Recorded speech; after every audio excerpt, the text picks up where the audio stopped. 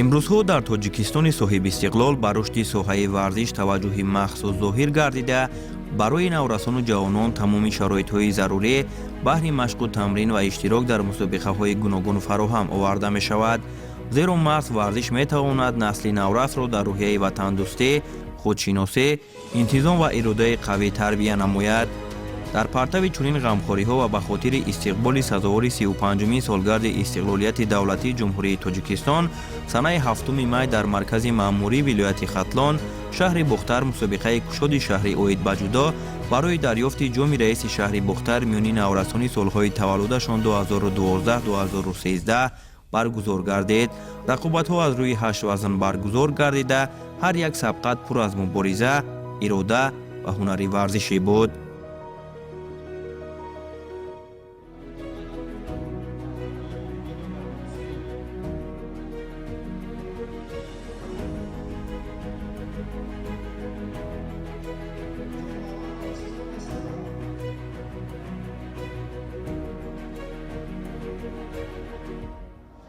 имрӯз дар шаҳри Бухтар дар якҷоягӣ бо мақомоти иҷроияи ҳокимияти шаҳри Бухтар ва кумитаи кор бо ҷавонон ва варзиши назди ҳукумати ҷумҳурии Тоҷикистон мусобиқаи кушоди шаҳрӣ оид ба ҷудо байни наврасони соли таваллудашон 2012 ва 2013 баргузор гардида истодааст ва хушбахтона дар мусобиқаи имрӯзаи мо аз 36 дастаи тамоми ҷумҳурии Тоҷикистон тахминан 400 нафар ҷудокорони наврас имрӯз сарҷам шуда қуввасанҷӣ мекунанд ва ин барои насли ояндаи кишвар ба ҷудокорони ояндадори миллат як зинае ҳаст, ки қадамҳои аввалинашонро барои пешрафти кори худашон омодагии худро ҷиддитар мебинанд ва мо умеди калон аз инҳо дорем, ки ҳамин хел мусобиқаҳо инҳоро зина ба зина ба пеш мебаранд. бо мақсади татбиқи қонуни ҷумҳурии Тоҷикистон дар бораи тарбияи ҷисмонӣ ва варзиш ва амалишавии барномаи рушди тарбияи ҷисмонӣ барои солҳои 2022-2026 дар вилояти Хатлон имрӯз дар доираи чорабиниҳо бахшида ба рӯзи ҷавонони Тоҷикистон дар маркази маъмурии вилояти Хатлон шаҳри Бухтар мусобиқаи кушоди шаҳр оид ба куштини ҷудо байни наврасон ҷиҳати дарёфти ҷоми раис шаҳри Бухтар баргузор гашта истодааст. албатта бояд зикр намоям, ки куштини ҷудо имрӯзҳо дар вилоят умуман дар ҳудуди ҷумҳурӣ яке аз намудҳои варзиши сермухлис ба шумор меравад. имрӯзҳо дар ҳудуди вилояти Хатлон дар заминаи муассисаҳои давлатӣ, мактабҳои варзишӣ, гурӯҳҳои куштини ҷудо ба таври фаъол ҳамарӯза тамрин менамоянд ва дастпарварони мактабҳои варзишӣ оид ба варзиши куштини ҷудо дар мусобиқаҳои сатҳи ҷумҳуриявӣ ва байналмилалӣ фаъолона иштирок намуда сазовори ҷойҳои намоён мегарданд. ин мусобиқа ки бори нахуст роҳандозӣ гардид, беҳтарин ҷудокорони наврасро аз гӯшаву канори мамлакат ба ҳам овард. аз субҳи барвақт толори варзишӣ пур аз ҳаяҷону омодагӣ буд. наврасон бо рӯҳияи болида ва орзуҳои бузург ба майдони рақобат ворид мешуданд. ҳар яке мехост маҳорати беҳтарини худро нишон дода сазовори ҷойҳои ифтихорӣ гардад.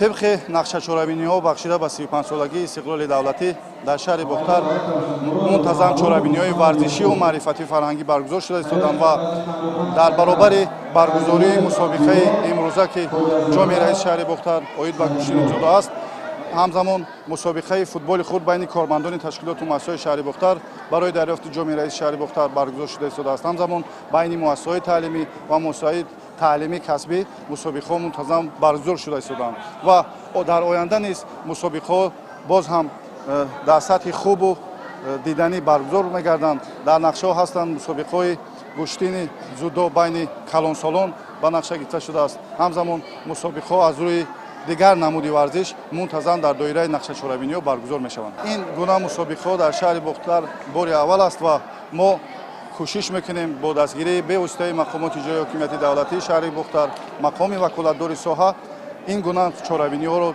بیشتر و خوبتر برگزار نماییم و در نقشه هست بخشیده به 35 سالگی استقلال دولتی بین دیگر کاتگوری‌های ورزشکاران، یعنی از روی وزن‌های کلان، از روی سن و سال کلان سالان این گونه چاره‌بینی‌ها رو برگزار نماییم. جودو امروز یکی از ورزش‌های دوست داشته‌ترین میان نورسان به حساب می‌رود. ورزشی که انسان را نه تنها از جهت جسمانی نیرومند می‌سازد، بلکه او را به صبر و تحمل، احترام رقیب و مبارزه برای رسیدن به هدف تربیت می‌نماید. محض همین ارزش‌ها امروز در رفت این مسابقه بر اعلی احساس می‌گردیدند.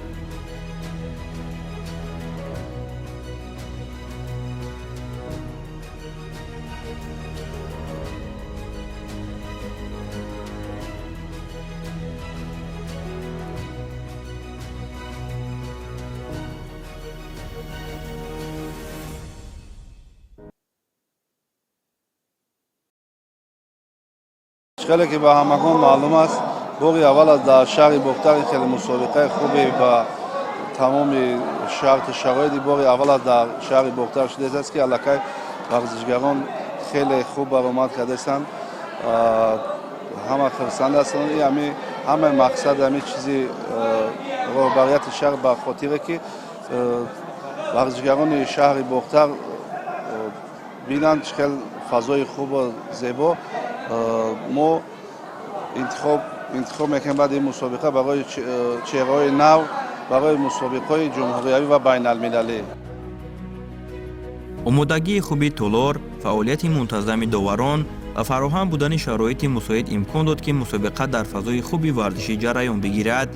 این گونه مسابقه ها برای رشد جودو در مملکت اهمیتی کلان داشته می توانند در راه کشف و تربیت استعدادهای نو نقش مؤثر گذارند.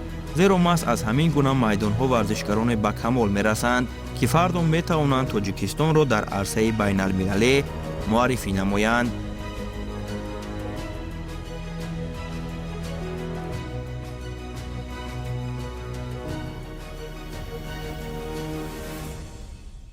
البته باید ذکر نمایم که در دایره نقشه چهاربینی بخشیده به سزاوار استقبال نمودن جشن 35 سالگی استقلال دولتی جمهوری تاجیکستان و با مقصد رشد اینفراستراکچور ساحه ورزش امروزها در حدود ولایت ختلان یک قطار انشاءات‌های ورزشی به استفاده داده شدند. البته امروز در حدود ولایت ختلان 3169 انشاءات‌های ورزشی فعالیت می‌نمایند. از این شماره 589 آن را تالارهای ورزشی تشکیل می‌دهند و ذکر باید نمود که در قسمت زیادی انشاءات‌های ابراز نموده نمودی گوشتین ملی و گوشتین جودو فعالیت می‌نمایند و در دایره چهاربینی بخشیده به 35 سالگی استقلال دولتی جمهوری تاجیکستان طور همگان شاهد هستند.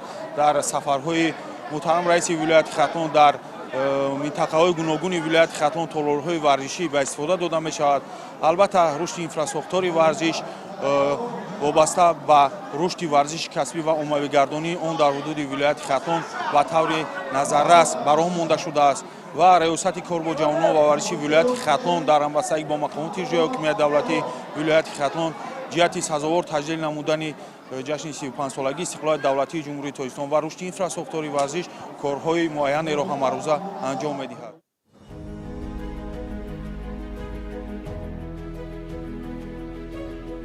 مسابقه کشاد شهری اوید به جودو برای دریافت جام رئیس شهر بختر با تشبث یکی از چهره‌های شناخته ورزشی تاجیک تیمور رحیموف و رئیس شهر بختر مومنزاد عبدالمجید راه‌اندازی گردید. تیمور رحیموف همچون جایزه‌دار بازی‌های المپی و چمپیونات جهان برای صدها نورس نمونه عبرت به حساب می‌رود.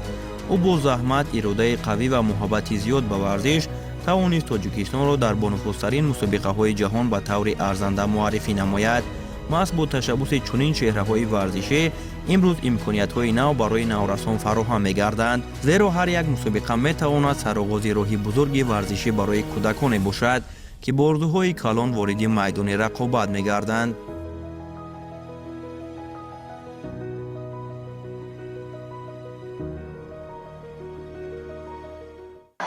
هر یک شهروند باید برای پیشرفت تاجیکستان عزیز سهمگذار باشد در سمت ورزش، در سمت پیشرفت تاجیکستان عزیز و امروز که ما پیروان اصیل پیشوای معظم ملت هستیم و در پیشرفت کاری خود امروز تصمیم گرفتیم که در شهر باختر یک مسابقه کلان را برگزار کردیم که تمام جودوکاران تشنه همین خیل مسابقه ها هستند و در آینده نیز ما مسابقه های سطح بلند جمهوریوی را در تمام منطقه تاجیکستان عزیز تصمیم گرفتیم که باید برگزار گردید. همین قدر مسابقه ها زیاد شوند، همین قدر نورسان جوانان رو میارن به ورزش و ما نیز با سرپرستی رئیس شهر باختر امروز یک مسابقه که مینی گرند سلام برگزار گردیده شده ایستاده است که این برای تجربه اینها یک کمک کلان میکند و ما باید در یک جایگی باشیم و سرجم باشیم تا اینکه همین خیلی مسابقه ها زیاد باشند. مسابقه با رقابت‌های مقدماتی آغاز گردیده از لحظه‌های اول روح و هیجان ورزشی طلا را فرا گرفته بود. جودوکاران نورس با احساس بلند مسئولیت برای تتمی قدم می‌گذاشتند و هر یک کوشش می‌کرد در برابر رقیب هنرنمایی ارزنده نشان دهد. هر سبقت پر از مبارزه، اراده و تلاش برای پیروزی بود. نورسان خوب درک می‌کردند که هر رقابت می‌تواند تقدیر آنها را برای راه یافتن به دورهای بعدی معین نماید. از همین خاطر آنها با تمام نیرو بهر به دست آوردن غلبه مبارزه می‌بردند. در بعضی رقابت‌ها پیروزی در ثانیه‌های آخر حل می‌شد. این حالت‌ها هیجان مسابقه را بیشتر نموده توجه مخلصان را به خود جلب می‌کرد. مکتب از شهر باختر در این مسابقه زیاده از 10-15 نفر اشتراک دارند که ما نیت باوری زیاد داریم که سزاوار جای خوب میگردن شهر باختر در این مسابقه معرفی میکنند. چرا به همگان معلوم است باز میگه که خیلی مسابقه بار اول از شهر باختر و با دستگیری رهبریت شهر با در آینده در نقشه داریم که نه تنها جودو و مسابقه سامبو و گشتن ملی و بوکس و غیره امیره ما زیادتر بکنیم که نسل جوان و ورزشکارای شهر باختر چهره نو پیدا شود.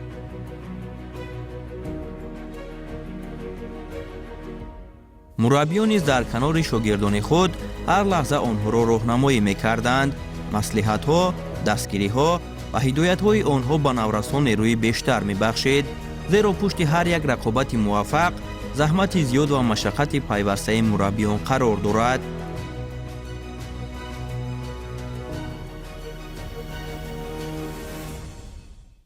ما در این مسابقه 8 ورزشگر سفربر کردگیم. رقابت‌ها ادامه دارند. بچه‌ها گشتین گرفتند. در وزن 60 کیلو لطیف سلیمان با فینال برآمد بازی نهایی. وزن 38 کیلو ما از وزن 38 کیلو می داریم، وزن 42 کیلو و وزن 60 کیلو. خوب مسابقه را چگونه شرح میده؟ در کدام سطح؟ مسابقه در سطح عالی گذشته ایستاده است. در هر وزن به نهایت ورزشگران خوب اشتراک دارند، ورزشگران بهترین جمهوری اشتراک دارند. عموما سطح مسابقه در سطح عالی گذشته ایستاده است. باعث افتخار است که هر سال در ناحیه یاوان با تشبث پیشوای معظم ملت طالارهای ورزشی بر هوا شده ایستادند. گشتین ناحیه یاوان رشد یافته ایستاده است و ما امکانیت‌های بسیار خوب با ما مهیا کرده ایستادند که در مسابقه جمهوریوی و بیرون از جمهوری اشتراک کنیم. در سال 2026 ما در چندین مسابقه بین المللی اشتراک کردیم. در شهر باکوی دولت آذربایجان، در فدراسیون روسیه، در شهر بخارای جمهوری ازبکستان اشتراک کردیم و سزاوار مدال‌های طلا گشتیم. در مسابقه جام رئیس شهر باختر اشتراک کردم. مسابقه خیلی در سطح بلند گذشت و من در وزن 60 کیلوگرم با 3 حریف خود غالب آمدم و بر مرحله نیمه نهایی رفتم. من در مرحله نیمه نهایی کوشش میکنم که حریف خودم را شکست داده سزاوار جای اول گردم. در آینده میخواهم که با دیگر دولت‌ها رفته جای اول را گیرم که قریب یک ماه پیش در دولت آذربایجان مسابقه اروپا در سال 2012-13 گردید که من در اونجا اشتراک کردم و سزاوار جای اول گشتم.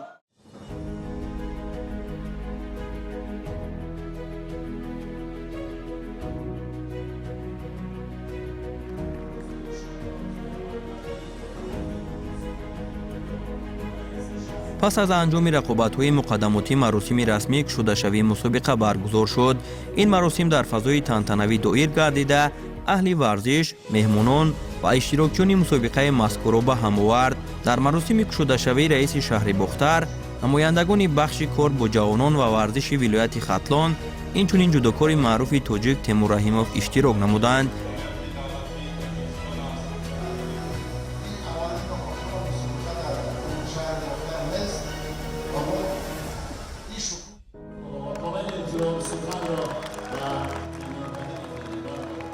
جامی رئیس شهر بختر اوید به جودو بین نورسان سالهای تولد 2012-13 برگزار گشته ایستاده است. امروز از تمام حدود جمهوری تاجیکستان فعالانه اشتراک دارند. همه ورزشگران میخواهند که سزاوار جایهای نمایان گردند. این خیلی چاره‌بینی هایی که در جمهوری میزگرد، ما مربی‌ها هم داورای جمهوری خیلی شاد هستیم که خیلی چاره‌بینی گذشته ایستاده است. از بین این نورسا خوشحال میشوند، انا در مسابقه بین المللی اشتراک میکنند، سزاوار جایهای نمایان میگردند.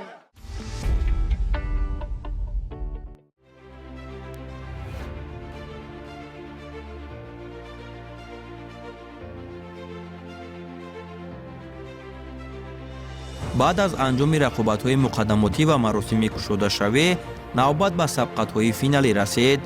اولین رقابت نهایی در وزن تا 34 کیلوگرم دایر شد که رسول سیف‌الله‌زاده و فردوس قادیرов را به هم آورد.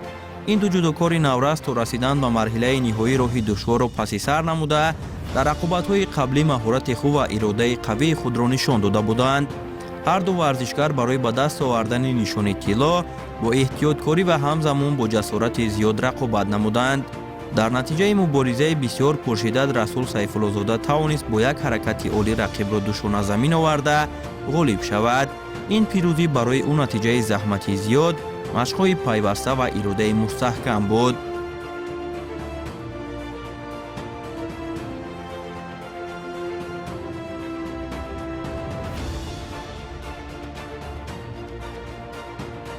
در 5 حریف خود غالب آمدم و مدال طلا را سزاوار گشتم. من باز هم کوشش و تلاش میکنم که در مسابقه بیرون از دولت جای یکم را اشغال نمایم و معرفگر دولت و ملت باشم. قابل ذکر است که مسئولین مسابقه برای هوسمند نمودن ورزشکاران در برابر مدال و دیپلم ها اینچنین جایزه های پولی نیز معین نموده بودند. از جمله غالبان جای اول با مبلغ 1000 سومانی، جای دوم با 700 سومانی و صاحبان جایهای سوم با 500 سومانی قدردانی گردیدند. این اقدام برای نورسان روحیه بیشتر بخشیده، آنها را برای به دست آوردن نتیجه های بهتر هوسمند می‌ساخت.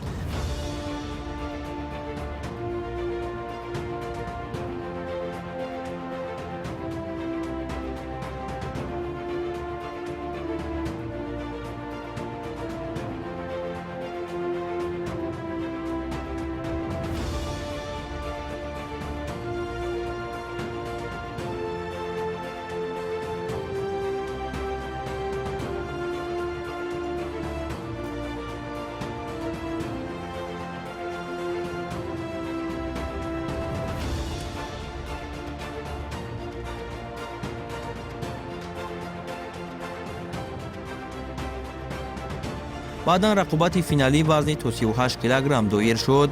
در این وزن دو جودوکار نورس و امیدبخش حبیب‌الله قوت و اسماعیل تشایف برای به دست آوردن نشان طلا روی تتمی برآمدند. هر دو ورزشکار تا رسیدن به فینال رقیبان پرقوت را پس سر نموده، مهارت خوبی تکنیکی و آمادگی جدی خود را نشان دادند. هر دو جودوکار کوشش می‌کردند که تشبث را به دست گرفته با اجرای اصول‌های زیبا برتری پیدا نمایند.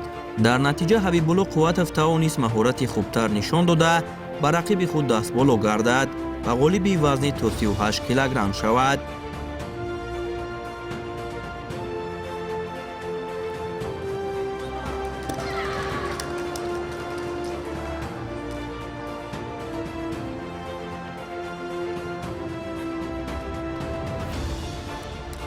غالبیت به قوت داده می شود. او غالبی جایم رئیس شهر بختر در وزن 38 کیلوگرم دارد.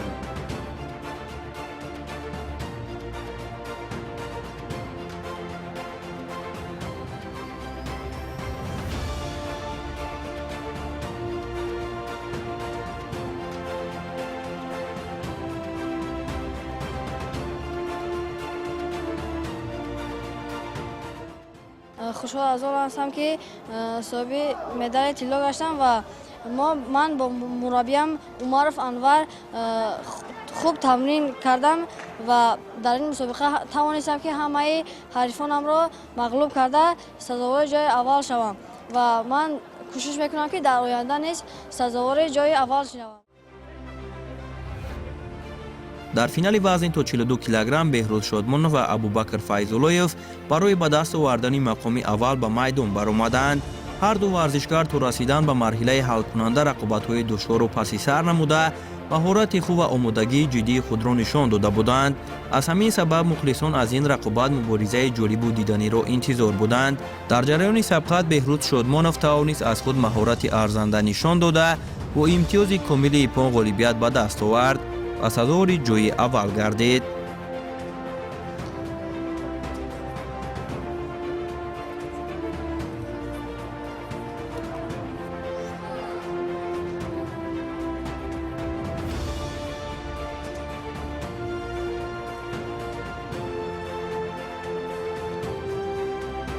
غالبیت به شادمانوف بهروز داده میشود. او غالب جام رئیس بختر در وزن 42 کیلوگرم گردید.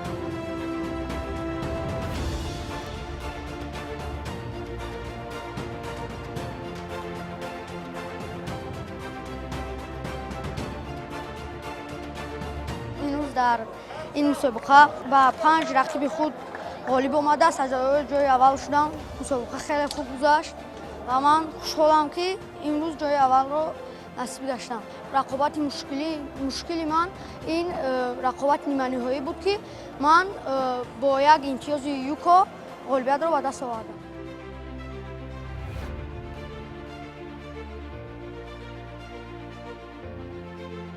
дар идомаи рақобатҳои финалӣ ҷудокорони вазни то 46 килограмм ба майдон омаданд. дар рақобати ниҳоии ин вазн муҳаммад сайдализода ва расул зоирзода барои ба даст овардани нишони тилло қувва озмоӣ карданд. ҳар ду варзишгар то расидан ба финал рақибони пурқувватро мағлуб намуда омодагии хуб ва маҳорати ҷиддии худро нишон доданд. аз ҳамин хотир рақобати онҳо яке аз сабқатҳои ҷолиби мусобиқа маҳсуб меёфт. аз дақиқаҳои аввал мубориза бо суръати баланд ва пуршиддат ҷараён гирифт. ҳар ду ҷудокор кӯшиш мекарданд бо истифода аз имкониятҳои муносиб бартарӣ ба даст оваранд. тамошобинон бошад ҳар як ҳаракати варзишгаронро бо диққати махсус пайгирӣ менамуданд. дар ниҳоят расул зоирзода аз ҳисоби камфаъолӣ тариқи силсилашидаҳо мағлуб шуд ва пирӯзӣ насиби муҳаммад сайдализода гардид. غالبیت با سیدعلیزاده محمد داده می شود و او غالب جام رئیس شهر بختر در وزن 46 کیلوگرم گردید.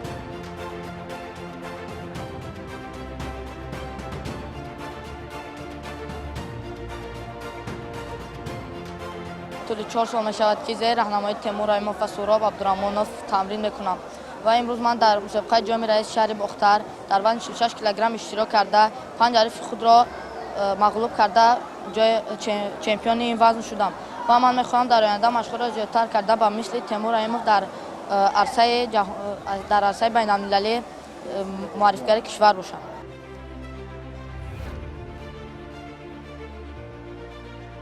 финали вазни то 50 килограмм муҳаммад саид қурбонов ва наимҷон яқубовро ба ҳам овард. ҳар ду варзишгар то расидан ба марҳилаи ҳалкунанда маҳорати баланд, иродаи қавӣ ва омодагии хуби ҷисмониро нишон дода буданд. аз ҳамин сабаб рақобати ниҳоӣ онҳо хело пуршиддат сурат гирифт. ҳар як варзишгар кӯшиш мекард бо истифода аз имкониятҳои муносиб бартариро ба даст орад. тамошобинон низ ин рақобати зеборо бо ҳаяҷони зиёд пайгирӣ намуда ҳар як ҳаракати варзишгаронро бо кафкубиҳои гарму самимӣ истиқбол мегирифтанд. дар натиҷа муҳаммад саид қурбонов тавонист тариқи усули тамои наге рақибашро шикаст дода пирӯзӣ насибаш гардад.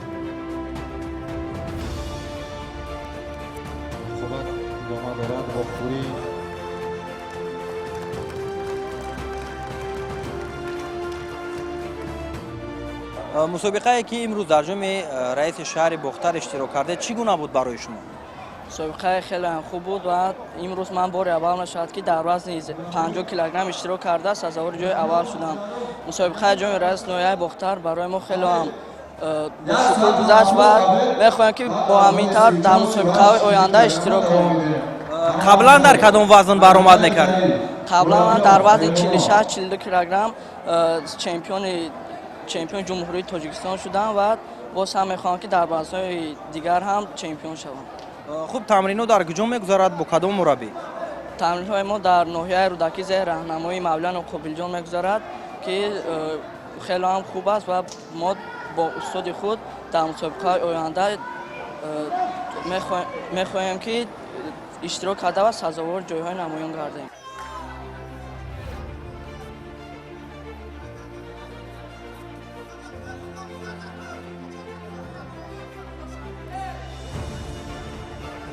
дар вазни то 55 килограмм рақобат барои ба даст овардани нишони тилло миёни илҳом саидалиев ва абубакр юсупов баргузор гардид.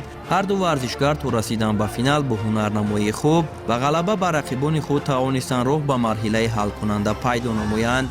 финали ин вазн аз дақиқаҳои аввал хело ҷолиб ва пуршида ҷараён гирифт. ҳарду ҷудокор барои пирӯзӣ бо эҳтиёткорӣ ва ҳамзамон бо ҷасорати зиёд мубориза бурданд. абубакр юсупов аз лаҳзаҳои аввал кӯшиш намуд ташаббусро ба даст гирифта нисбат ба рақиб бартарӣ нишон диҳад. билохира баъд аз муборизаи пуршиддат ва кӯшишҳои зиёд абубакр юсупов бо бартарияти имтиёзҳо пирӯзӣ ба даст оварда сазовори ҷои аввал ва нишони тиллои мусобиқа гардид.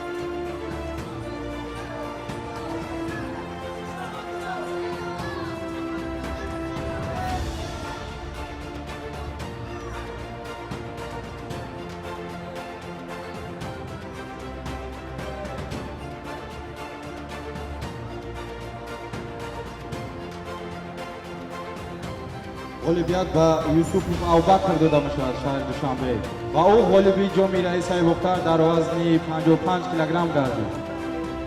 5 رقیبم را شکست داده سزاوار جای اول گشتم. میnnتداریم را به استادم رئوف حکومتوف میرسانم که اینقدر سال با من مشق تمرین کرده تیاری ها را خیلی جدی دیده سزاوار جای اول گشتم. نه تنها در این مسابقه بلکه در آینده میخواهم معرفگر تاجیکستان شوم در مسابقه های مختلف جایهای اول را اشغال نمایم.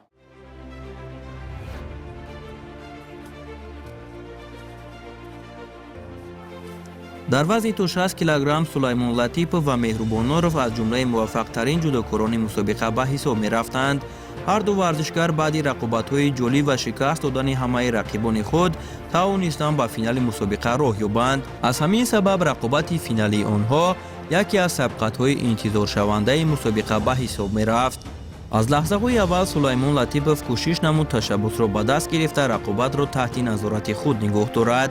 ӯ нисбат ба рақиб фаъолтар ва боэътимодтар ҳунарнамоӣ мекард. ҳаракатҳои техникӣ ва усулҳои иҷрокардаи ӯ аз омодагии хуби варзишгар дарак медоданд. дар ниҳоят ӯ бо иҷрои як ҳаракати ҷолиб тавонист бо имтиёзи ипон ғолибият ба даст оварда сазовори нишони тилло шавад.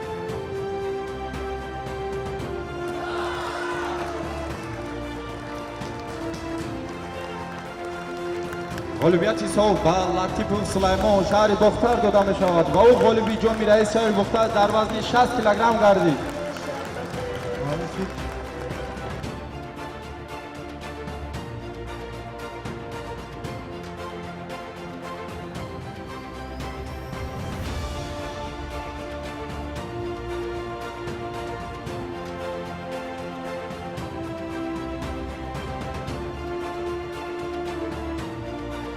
در این مسابقه کشادی جام رئیس شهر بختر سزاوار جای دوم گشته در وزن 60 کیلوگرم. من میخواهم که در آینده در این چنین مسابقه ها جای اول را سزاوار گردم. من میخواهم در آینده به مثل تیمور رایموف و دیگر ورزشکاران جمهوری تاجیکستان معرفگر تاجیکستان باشم. рақобати охирини мусобиқа ва яке аз финалҳои ҷолибтарин нерӯсанҷии ниҳоӣ вазни беш аз 60 килограмм ба ҳисоб мерафт. дар ин вазн рабонӣ саидзода ва рамазон алимов барои ба даст овардани нишони тилло рӯи татамӣ баромаданд. ҳарду варзишгар то расидан ба финал рақибони пурқувватро мағлуб намуда нишон дода буданд ки барои ба даст овардани мақоми аввал омодагии ҷиддӣ доранд. аз ҳамин хотир финали сангинвазнҳо бо таваҷҷӯҳи махсуси мухлисон баргузор гардид.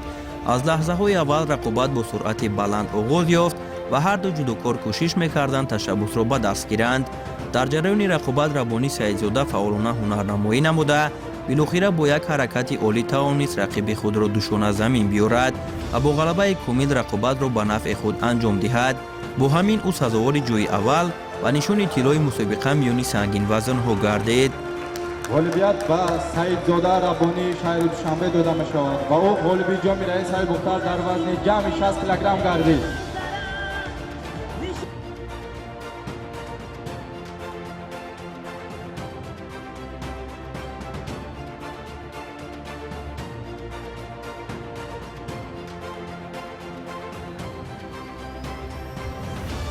طولی 3 سال است که در کلوب عزت خداییوف مشق و تمرین میکنم. من از استاد خودم میندار هستم که ما رو به این روزها رسانده. ما آمده در هر یک مسابقه جمهوری و بین المللی سزاوار جایهای نمایان میگردم. من در این جام رئیس شهر باختر که برگزار گردید، من در اینجا سزاوار جای اول گشتم. 5 حریف خود را شکست دادم، سزاوار جای اول گشتم.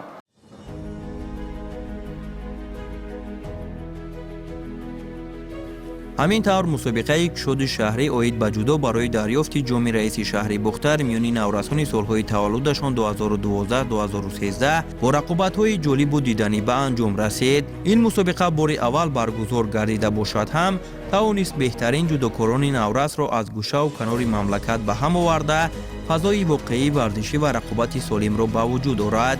дар ҷараёни мусобиқа наврасон на танҳо барои ба даст овардани медалу ҷоизаҳо мубориза бурданд, балки маҳорати варзишӣ, иродаи қавӣ ва муҳаббати худро нисбат ба ин намуди варзиш нишон доданд. ташаббуси баргузор намудани чунин мусобиқа аз ҷониби ҷудокори маъруфи тоҷик Тимур Раҳимов бори дигар нишон дод ки варзишгарони шинохтаи кишвар барои рушди варзиши наврасон ва дастгирии истеъдодҳои ҷавон таваҷҷӯҳи махсус доранд. бешак чунин мусобиқаҳо дар роҳи рушду пешрафти варзиши ҷудо нақши муҳим дошта метавонанд барои кашф намудани қаҳрамонҳои ояндаи мамлакат замина гузорад. мусобиқа дар фазои дӯстиву эҳтиром ва рақобати солим анҷом ёфт ва барои иштирокчиён, мураббиён ва ҳаводорони варзиш хотироти хуберо боқӣ гузошт.